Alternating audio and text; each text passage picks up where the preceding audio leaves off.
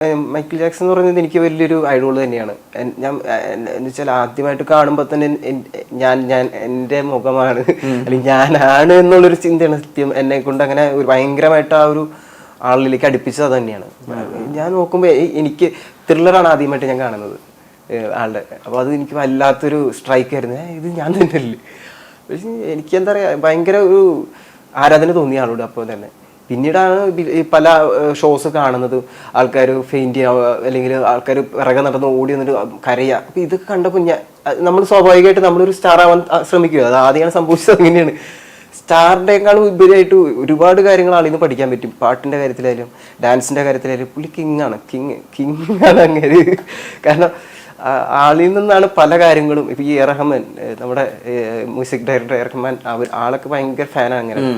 അപ്പൊ അവരൊക്കെ ആയാലും ഇത്രയും ആരാധിക്കണമെങ്കിൽ ആളൊരു കിങ് ആണ്. നമ്മൾ വിചാരിക്കണ ഒരു ഡാൻസർ അല്ല, ആളൊരു ഭയങ്കരമായിട്ട് എന്താ പറയാ ക്രിയേറ്റീവില് ഭയങ്കര ഒരു കിങ് ആണ് ആള്. ആന്റി ഗ്രാവിറ്റി മൂവ്മെന്റ് ഇല്ല, അത് പ്രാക്ടീസ് ചെയ്യായിരുന്നു. പ്രാക്ടീസ് അല്ല, അത് ശരിക്കും പറഞ്ഞ ഒരു ഷൂ വേണം, ടെക്നിക്ക് വേണം, അത് വേണം. അത് പിന്നെന്ന് പറഞ്ഞാൽ അതിനൊരു കുറച്ച് പ്രാക്ടീസും കൂടി വേണം, അത്രേ ഉള്ളൂ. പക്ഷെ അതെനിക്കിതൊരു ഇപ്പൊ അതിന് കിടക്കുന്ന 25,000 രൂപ ഇതിൽ കിടക്കുന്നത് ആമസോണിലെ കണ്ടിട്ട് ഞാൻ കണ്ടു. അത് നമ്മളെ കൊണ്ട് അഫോർഡബിൾ അല്ല. മൈക്കിൾ ജാക്സന്റെ ഷൂ ഉണ്ട്. നമുക്ക് ആഗ്രഹമുണ്ടോ? പിന്നെ എനിക്ക് ഭയങ്കര ആഗ്രഹമില്ലേ, നമുക്കത് വേണമെന്നുള്ള ആഗ്രഹം. പിന്നെ ഞാൻ വെച്ച് എങ്ങനെയും ഈ പ്രാവശ്യമൊക്കെ ചെയ്യണമെന്നൊക്കെ വിചാരിക്കായിരുന്നു. പിന്നെ നടക്കും എന്തായാലും. ഞാനത് വെച്ചൊരു ഷോ ചെയ്യുന്നുള്ളത് എൻ്റെ ഒരു മനസ്സിൽ കിടക്കണ കാര്യമാണത്. കാരണം 25,000 രൂപയല്ലേ, അതെങ്ങനെയും ഉണ്ടാക്കണത്.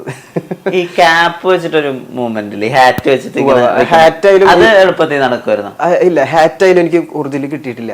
നമ്മുടെ ഇവിടുത്തെ ഹാറ്റൊക്കെ ഭയങ്കര ഇങ്ങനെയൊക്കെ ആയിരിക്കും, നമ്മൾ പിടിച്ചാൽ പോലും അത്രയും കറക്റ്റ് ആയിട്ട് വരില്ല. ആൾക്കൊരു കറക്റ്റ് ഒരു ഹാറ്റ് ഉണ്ട്, അതൊക്കെ പുറത്തുനിന്നേ കിട്ടുള്ളൂ. അതൊക്കെ നമ്മുടെ ഇവിടെ ഒന്നും ഇല്ലത്. ഇപ്പോഴാണ് അത് അവൈലബിൾ ആയിട്ട് വരുന്നത്, ആമസോണും ഇതൊക്കെ ഇപ്പോഴല്ലേ.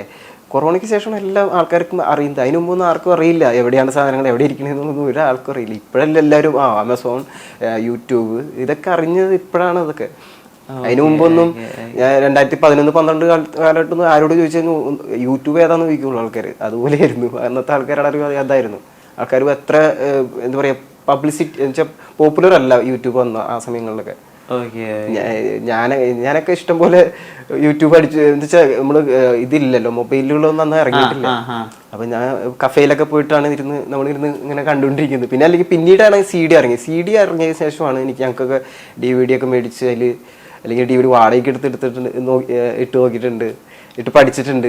അതിന് വേണ്ടി ഇങ്ങനെ റിവൈൻഡ് അടിക്കും. ആ CD പിന്നെ നശിച്ചു പോകുള്ളൂ. കാരണം വെച്ച് കഴിഞ്ഞാൽ റിവൈൻഡ് അടിക്കും, പിന്നെ കാണും, റിവൈൻഡ് അടിക്കും. ഇത് തന്നെയായിരുന്നു എൻ്റെ പരിപാടി. ഈ നെക്ക് മൂവ്മെന്റ് ഇല്ലേ, ഈ കൈ രണ്ടും ഇങ്ങോട്ട് വെച്ചിട്ട് കഴുത്ത് വെച്ചിട്ട്, അത് എളുപ്പമായിരുന്നോ? ഒയ്യോ, ഒരിക്കലും ഇല്ല. അതൊക്കെ എങ്ങനെയോ തനിയെ സംഭവിച്ചതാണ്. അതൊക്കെ ഇപ്പൊ നമ്മൾ പറയും, നമ്മൾ ഒരാളാവാൻ വേണ്ടി ഭയങ്കരമായിട്ട് ആഗ്രഹിച്ചുകൊണ്ട് ഇതല്ലേ, അതാ ആളുടെ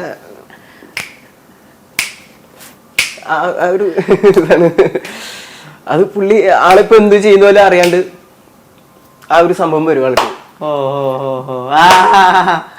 ആൾക്ക് ആ കയ്യടിയും അതൊക്കെ പുള്ളി ഒരു അറിയാണ്ട് വരുന്നതാണ്. ആള് എപ്പോഴും ഏതൊരു ഇന്റർവ്യൂവിൽ പറഞ്ഞിട്ടുണ്ട്, അത് ഞാൻ അറിഞ്ഞുകൊണ്ട് ചെയ്യുന്നതല്ല, അറിയാണ്ട് വരുന്നതാണ്. ആ ഒരു സംഭവം വരും അറിയാണ്ട്.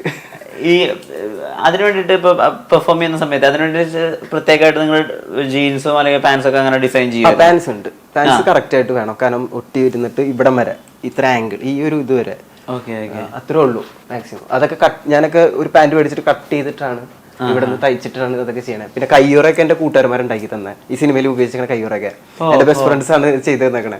അതിലിവിടെ ഇങ്ങനെ മൈക്കിൾ ജാക്സന്റെ ഒരു ഒറിജിനൽ എന്ന് പറയുന്നത് ഞാൻ പറഞ്ഞില്ല, ഇവിടെ ഒന്നും അവൈലബിൾ അല്ലല്ലോ. അപ്പൊ നമ്മൾ ഉണ്ടാക്കി അത് നോക്കി നിന്നിട്ട് മറ്റേ ഹോക്കിയോ അല്ലെങ്കിൽ ക്രിക്കറ്റ് കളിക്കുന്ന ഏതൊരു ഗ്ലൗസ് ആണ് ഞാൻ എറണാകുളത്ത് മേടിച്ചത്. അപ്പൊ എന്നിട്ട് അതില് കുറെ മറ്റേ ഡാൻസിനൊക്കെ യൂസ് ചെയ്യണ മറ്റേ കളറിന്റെ ഇതില്ലേ, അതൊക്കെ ഇട്ടിട്ട് ഒട്ടിച്ച് വെച്ചിട്ടാണ് സാധനം ഉണ്ടാക്കിയിരിക്കുന്നത്. അപ്പൊ അതൊക്കെ എന്റെ കൂട്ടുകാരന്മാരാ ചെയ്തു തന്നെ. അതൊക്കെ മറ്റ് സിനിമ കണ്ടിട്ടുള്ള ആളുകൾ അല്ലെങ്കിൽ സംവിധായകർ അവരാരെങ്കിലും വിളിച്ച് അഭിപ്രായം പറയാൻ എന്തെങ്കിലും കേട്ടിരുന്നോ? ഇല്ല, അത് എനിക്ക് തോന്നുന്നത് ഡയറക്ടർ സാറിന്റെ അടുത്ത് പറഞ്ഞിട്ടുണ്ടാവും. വിനോദ് സാറിന്റെ അടുത്ത് എന്തായാലും എല്ലാവരും വിളിച്ച് പറഞ്ഞിട്ടുണ്ട്. എന്റെ അടുത്ത് പറഞ്ഞിട്ടില്ല, വിനോദ് സാറിന്റെ അടുത്ത് എന്തായാലും എല്ലാവരും പറഞ്ഞിട്ടുണ്ട്. ഞാൻ കേൾക്കാറുണ്ട്, ഇടയ്ക്കൊക്കെ കൂടെ ഇരിക്കുമ്പോ എപ്പോഴും കേൾക്കാറുണ്ട് അടിപൊളിയാന്ന് പറഞ്ഞിട്ട്. ആളുകൾ നേരിട്ട് ഇപ്പൊ തിരിച്ചറിഞ്ഞു തുടങ്ങിയ അത് വലിയൊരു സന്തോഷം തന്നെയാണ്. എല്ലാവരും വന്ന് കാണുമ്പോ തന്നെ സൂര്യ നല്ലതാണെന്ന് പറയും. അതൊരു വല്ലാത്തൊരു സന്തോഷം. അത് എന്റെ ക്യാരക്ടർ എന്തായാലും ആൾക്കാർക്ക് ഇഷ്ടപ്പെട്ടിട്ടുണ്ട് എന്ന് തോന്നുന്നു. ഈ സിനിമ ഇറങ്ങി കഴിഞ്ഞിട്ട് സക്സസിന് വേണ്ടിട്ട് സുരയുടെ ബേസ് ചെയ്തിട്ടാ ഒരു ട്രെയിലർ ഇറക്കുന്നത് അവര്. അത് കാണുമ്പോൾ കിട്ടുന്ന സന്തോഷം വരുന്നതല്ലേ? അയ്യോ, അത് സത്യത്തിൽ ഞാൻ ആ ഷൂട്ടിന്റെ സമയത്ത് ഞാൻ വിചാരിച്ചിരുന്നത് ഞാൻ ഡൗൺ ആവണമെന്നാണ്. ബാക്കി എല്ലാവരും പ്രൊഫഷണൽ ആണല്ലോ. സോ എൻ്റെ ചിന്ത മുഴുവൻ അങ്ങനെ ആയിരിക്കില്ല എപ്പോഴും. ഞാൻ ഒരിക്കലും വിചാരിച്ചിട്ടില്ല, എൻ്റെ മനസ്സിൽ പോലും ചിന്തിക്കാത്തൊരു കാര്യം ഇപ്പോൾ സംഭവിച്ചുകൊണ്ടിരിക്കുന്നത്.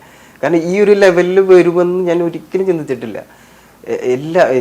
എല്ലാവരും നന്നായിട്ട് പെർഫോമൻസ് ചെയ്ത് ലാസ്റ്റ് എൻ്റെ ചെറിയൊരു ആൾക്കാർക്ക് തരക്കേടില്ലാണ്ട് മുഷിപ്പില്ലാണ്ട് പോകണം ഞാൻ വിചാരിച്ചിരുന്നത് അങ്ങനെയാണ്. അല്ലാണ്ട് എല്ലാവരും എന്നിലേക്ക് ഫോക്കസ് ആവണം എനിക്ക് വലിയത് ഒരിക്കലും ഞാൻ അങ്ങനെ ചിന്തിച്ചിട്ടില്ല.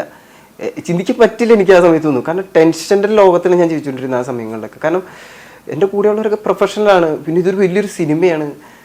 നമുക്ക് എന്താ പേടിച്ചാണ് ഞാൻ ചെയ്തിരുന്നത്, പല കാര്യങ്ങളും പേടിച്ച് തന്നെയാണ്. കാരണം ഇതെന്താവും, ഇതിൻ്റെ റിസൾട്ട് ആവും എന്നുള്ളതൊക്കെ പേടിയായിരുന്നു. ഞാൻ പിറകോട്ട് പോകും, ഞാൻ കാരണം ഈ സിനിമയ്ക്ക് എന്തെങ്കിലും സംഭവിക്കും, അങ്ങനെ ഒരു പേടിയായിരുന്നു എൻ്റെ മനസ്സിൽ നിറച്ചു. പാട്ട് പാടുന്ന കേട്ടിട്ടുണ്ട്, ഇപ്പോഴും പാട്ടുണ്ടോ? പിന്നെ പാട്ട് എന്ന് വെച്ചാൽ ഇപ്പൊ പ്രോഗ്രാമുകൾ ഇപ്പൊ ഇല്ല. ശരിക്കും പറഞ്ഞാൽ പ്രോഗ്രാം കൊറോണയ്ക്ക് ശേഷം എല്ലാ കലാകാരന്മാരുടെയും ജീവനം ഈ നിർന്നു. സത്യത്തിൽ അതാണ് സംഭവിച്ചിരിക്കുന്നത്. ഇപ്പൊ ആകെ ഉള്ളത് കുറച്ച് ബാൻഡ് ഷോസും പിന്നെ ഈ റാപ്പേഴ്സിന്റെ പെർഫോമൻസും മാത്രമേ ഉള്ളൂ. വേറെ ആരും ഇപ്പോ അമ്പലമുറ്റായാലും പള്ളിയിലായാലും അമ്പലത്തിലായാലും ആരും ഉത്സവത്തിലായാലും ഒന്നും വെക്കുന്നില്ല. അത് ഭയങ്കര ഒരു വിഷമമുള്ള കാര്യം. കാരണം കുറേ കലാകാരന്മാർ ഇതുകൊണ്ട് ജീവിച്ചിരുന്നു ഒരു കാലത്ത്. ഇപ്പൊ അത് ഇല്ല, എല്ലാവരും ജോലിക്ക് ഇറങ്ങി. ഇപ്പൊ ഞാനൊക്കെ ജോലിക്ക് ഇറങ്ങിയത് ഇപ്പോഴാണ്. അതൊരു വേദനയുള്ള കാര്യമാണ് നമുക്ക്. പിന്നെ ഈ മാറ്റത്തിനെ കുറിച്ച് നമുക്ക് എതിർക്കാനോ അല്ലെങ്കിൽ അവർ ചെയ്തത് ശരിയല്ലെന്നോ പറയാൻ പറ്റില്ല. അതൊരു മാറ്റമാണ്. ആ മാറ്റത്തിലൂടെ നമ്മൾ മുന്നോട്ട് പോവുക, അതാണ് വഴി. ജീവിക്കാൻ പറ്റുന്ന അത് പറ്റുള്ളൂ.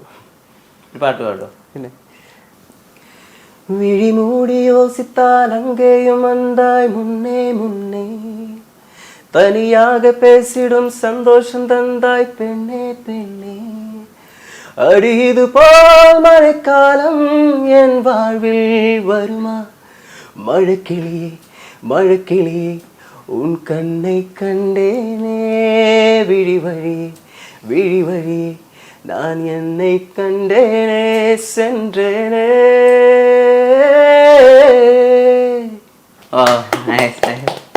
ഒരു മുഴുവൻ പാക്കേജാണ് സുരയും സിബിയും. സുര എന്തായാലും ആളുകളിലേക്ക് ഇനി എത്തേണ്ടതുണ്ട്, ഇനി ആളുകൾ സിനിമ കാണേണ്ടതുണ്ട്. എല്ലാവരും തിയേറ്ററിൽ തന്നെ വന്ന് കാണണം. ഇതൊരു ആരും ഡാൻസിന്റെ മൂവി എന്ന് പറഞ്ഞ് മാറ്റി നിർത്തരുത്, അല്ലെങ്കിൽ ഒരു പുതുമുകളാന്ന് പറഞ്ഞ് ഞങ്ങളെ ആരും തടയരുത്. എല്ലാവരും വന്ന് സിനിമ കാണണം.